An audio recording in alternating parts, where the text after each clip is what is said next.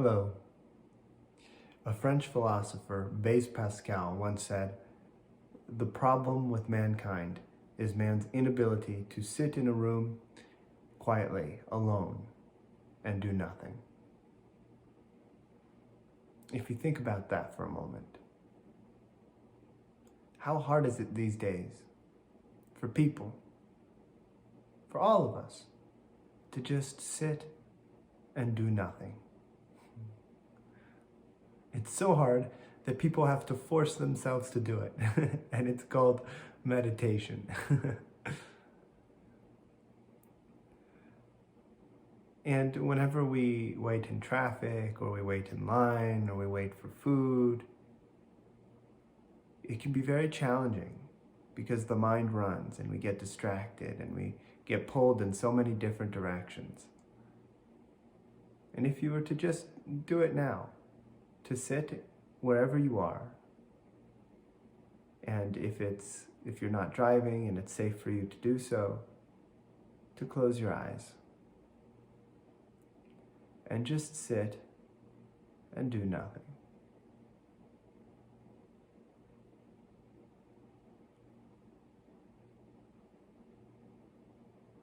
Most likely, when you do this, your mind is not clear, it's not empty, it's not silent, it's not still.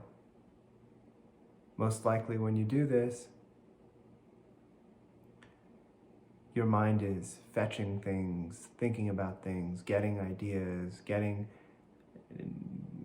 ideas about things you need to and have to do. It's not just at peace. And as your mind fetches for things and remembers things and thinks about things you have to do and what you're going to do later today and what you haven't done today, and perhaps even thinks about problems and things like that, you feel it, don't you? You feel stressed and anxious as your mind wanders to those things. And this is normal. It's normal to feel this way. Most people feel this way. And just because it's normal doesn't mean it's necessary.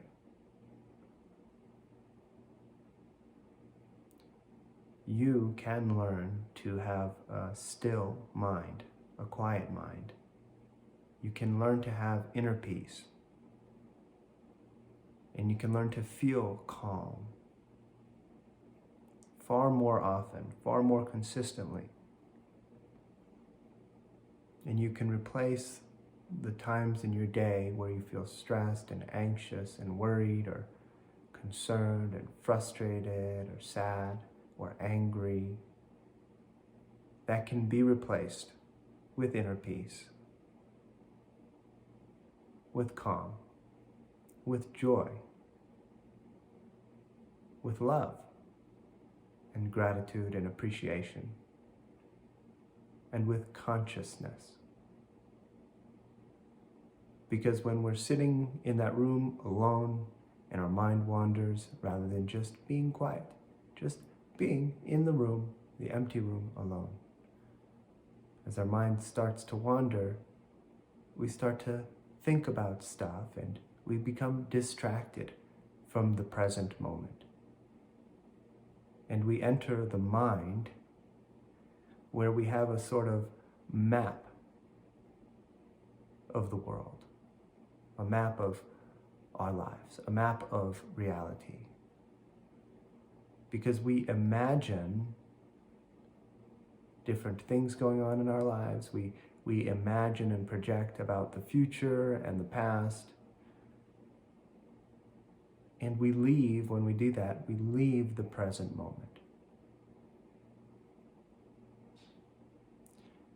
The present moment is where inner peace is. The present moment is where reality is. The present moment is where consciousness is.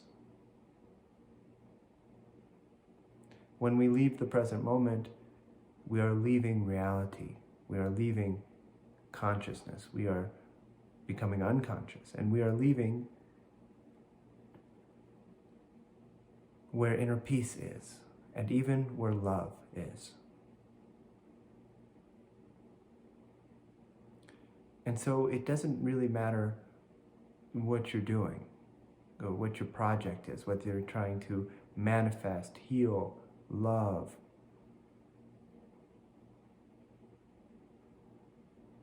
or consciously evolve in any way. Whatever your goals are in your life, to start a business, or to find a relationship, or to resolve relationship issues, or to resolve health issues, whatever your projects are in your life, you are pretty much guaranteed to have much better effect and success if you are present, if you are at peace. Because there is where you can have clarity, there is where you can have consciousness. It is in the present moment with inner peace where you can have the ability to learn faster, to see where it would be most optimal for you to apply your energy. It is in the present moment where instead of reacting emotionally, you are responding consciously. And so that is why inner peace is so important. That is why being present is so important.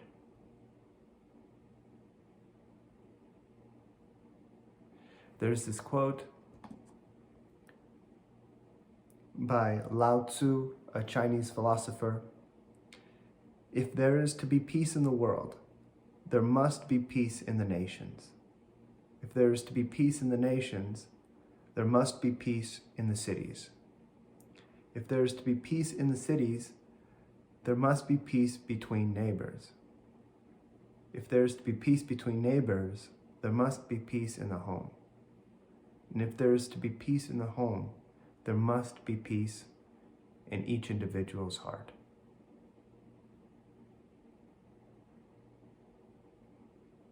So this quote captures how the process of us finding peace within ourselves, clarity and consciousness, and joy within ourselves is the process of the world and our society finding peace, joy, love, and consciousness.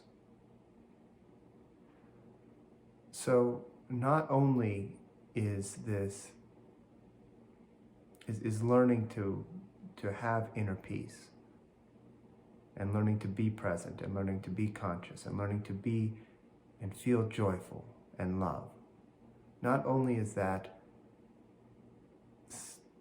incredibly beneficial for us and helpful and supportive of our goals and of us attaining our goals and resolving issues in our lives, it is also key to the whole world, to society, to humanity, finding peace and harmony and joy and abundance for our entire species, because it is through every individual, because we are a group, it is through every individual finding that inner peace in their hearts that society can. And then there will be far less conflict, and there will be far more abundance for everyone. So in doing this work for yourself, to experience what you want in life, to experience change and transformation and evolution and joy and love, whatever it is that you want, why ever it is that you're here, it's so helpful and important to realize the bigger picture also, which is that you are a part of a species, of a group, and that as you work towards this, you're helping the entire group. And here's one more quote. When you find peace within yourself, you become the kind of person who can live at peace with others. So, and that's by the Peace Pilgrim. Imagine if all of us had peace in our hearts consistently. And how much less conflict there would be in the world, and in turn how much more teamwork and cooperation there would be, and therefore how much better all of our lives would be. Another quote by the Peace Pilgrim: "When enough of us find inner peace, our institutions will become peaceful, and there will be no more occasion for war."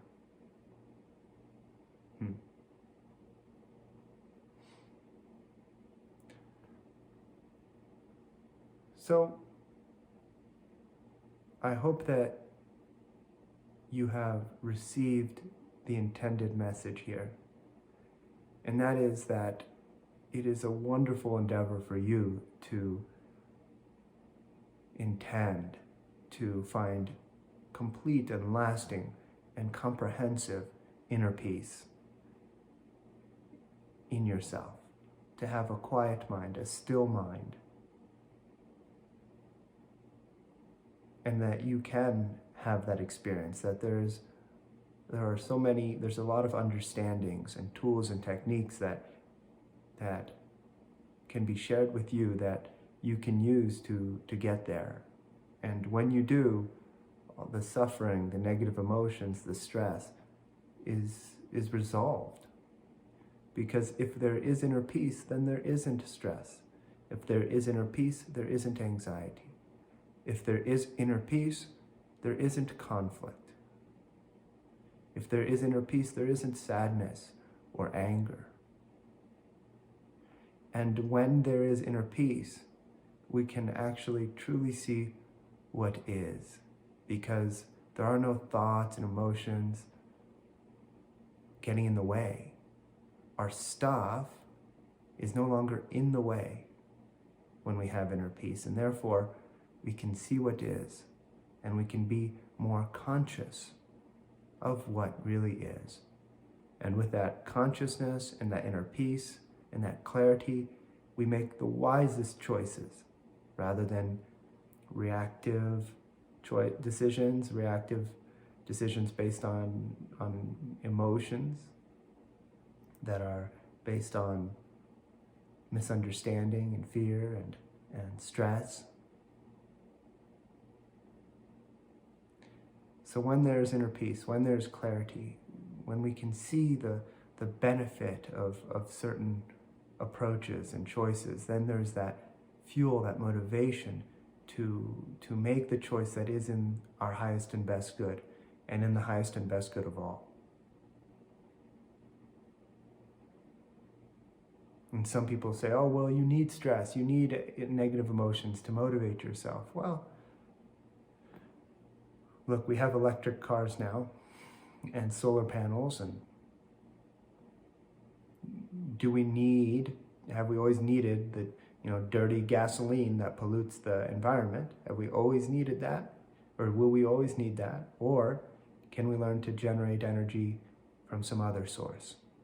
Can we learn to generate, for example, energy to drive our cars from the sun in a clean way? And in your life, rather than generating energy from the sort of dirty fuel of stress and anxiety and being hard on yourself, can you learn to use clean fuel to motivate yourself? Clean fuel being simply being calm and choosing your intentions based on what you care about most in your heart and soul, what you want most in your heart and soul.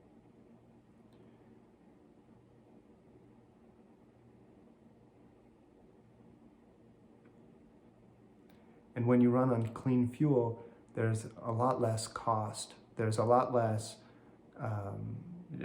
deterioration. The body does not do well under stress and the negative emotions of stress. The body does not rejuvenate when we're in stress. When we're in stress, the body tenses and it develops dis-ease, and it doesn't function optimally. When we're at inner peace, the body can relax and rejuvenate and heal and restore. And we can see the most optimal choices. We can see the choices that are in our highest and best good, and we can choose wisely and based on our intentions in our heart. And it's amazing how simple it is that to get there, our teacher is inner peace.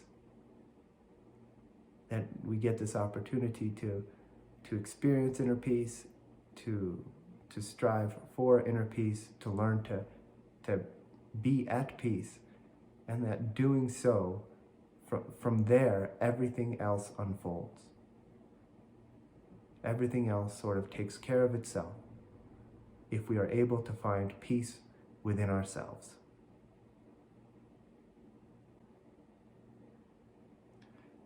I'll finish with one last quote by Deepak Chopra. Silence is the great teacher, and to learn its lessons, you must pay attention to it. There is no substitute for the creative inspiration, knowledge, and stability that come from knowing how to contact your core of inner silence.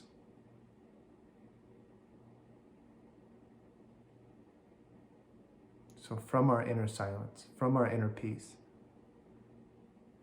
we gain the capacity to be far more creative, far more effective, far more capable, and far more efficient in our approach to attaining our goals, and far more constructive and far less destructive. Life becomes more freeing and enjoyable and far less painful.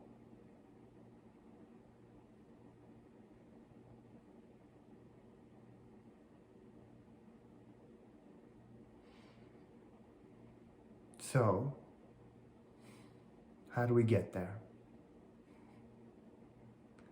Well, what happens in that empty room? The thoughts come up, the emotions start running, we start to feel stressed and anxious, we start to remember things, worry about things. If that is not there, then there is inner peace. So the goal is to clear all of that, to be without any of those stresses and anxieties and negative thoughts and negative emotions. Because when those are gone, there is inner peace and there is clarity and there is greater consciousness and greater capacity. In a way, it's that simple. So if we're experiencing one thing and that thing contains stress and anxiety and lots of negative thoughts and negative emotions and frustration and desires that are unmet and tension, and we want to experience life without that thing, how do we clear that which we no longer want to experience?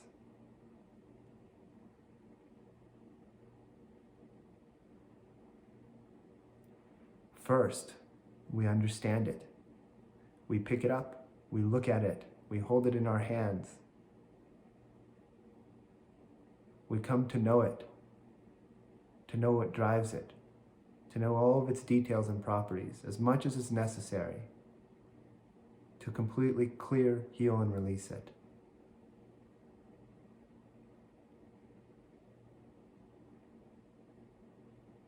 We learn its dynamics, we learn how it functions. We learn it inside and out, so that it no longer runs us, so that it no longer seems to control us. Our consciousness, our understanding of it becomes greater than it. we ourselves become greater than it. And through that process, we can become free of it. And then from inner peace, from clarity, from consciousness, we can first of all, of course, experience joy and love in our lives.